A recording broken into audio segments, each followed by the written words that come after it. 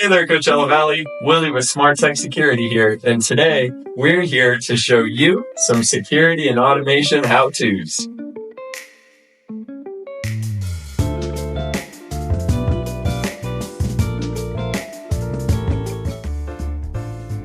Hey Coachella Valley, Willie with Smart Tech Security here, and today I'd like to show you guys a fresh take on the new Sonos app, as well as a couple other features that we might not have covered in the previous video regarding Sonos. So let's get to it.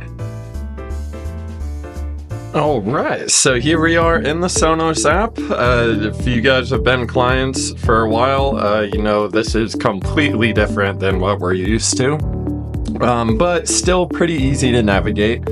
So up here I'll see my system. It just gives me a brief overview on what's on my system. The hopper is my Sonos One because it hops around the house depending on where I want to put it. So I labeled it as hopper. You can name it whatever you want. And then my living room, I have my new Sonos Arc, which has yet to be mounted to the wall, but I do plan on doing that. We do offer both wall mounts and TV mounts for the Sonos Arc. I prefer the wall mount. Has a little bit of play. It's where you can go forward and backward and stuff like that. I can get that really tucked up nice and close to my TV. Whereas what I've noticed with the Sonos TV mount is that you do have a little bit of gap between the TV. So some people might not like that. That's why the wall mount option is available. But in our video today, you'll see it just mounted on our, what we call our entertainment system right now until I get it wall mounted. Anyway, we got our system here. We all know how that works. You can hit this and group them together. Just like that, and then you can control both volumes independently, or you can come here and adjust it all together. So I'll go ahead and deselect that living room, so that way we're back to everything spaced out. So that's it for the system. Now we go down here.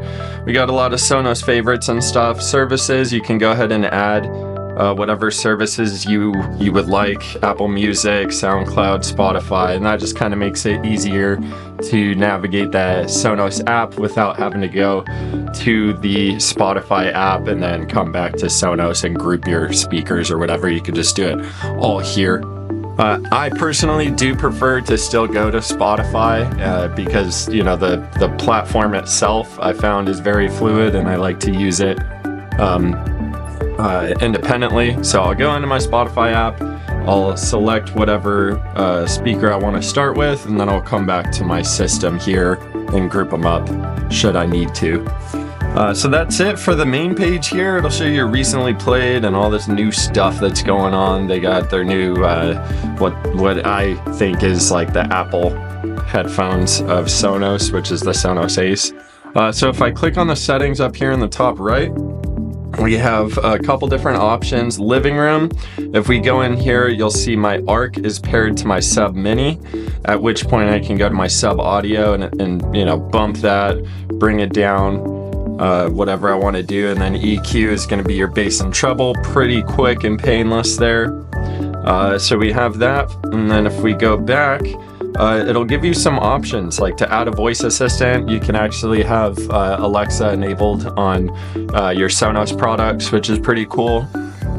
Get to know your Sonos voice control. That is still kind of in the making, I would say. I wouldn't put it anywhere near Alexa or Google just yet, but Sonos is doing their best with their own voice control.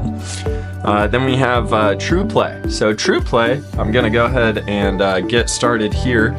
So what it's going to want you to do is make sure the place is nice and quiet, remove your phone case, flip your phone around, and then you're going to walk around like so. And in doing this, so if you see here, I'm actually walking around the house, waving my arm around, flailing it around, because the microphone of my phone is actually picking up the noise being emitted from the speaker to tune to the environment. So it'll actually be able to pick up what's around my living room. You'll see me passing by the couch, the dog area, things like that.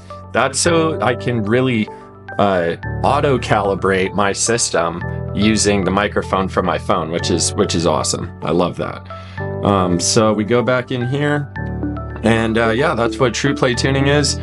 Then coming back, it's pretty easy. We'll add all the speakers for you. You can go ahead and add your own speaker if you decide to add on to the system.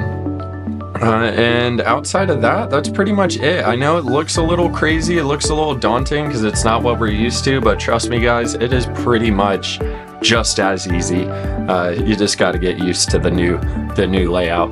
But that'll be it for me guys. Hopefully that was pretty quick and painless, and like always, stay safe, Coachella Valley.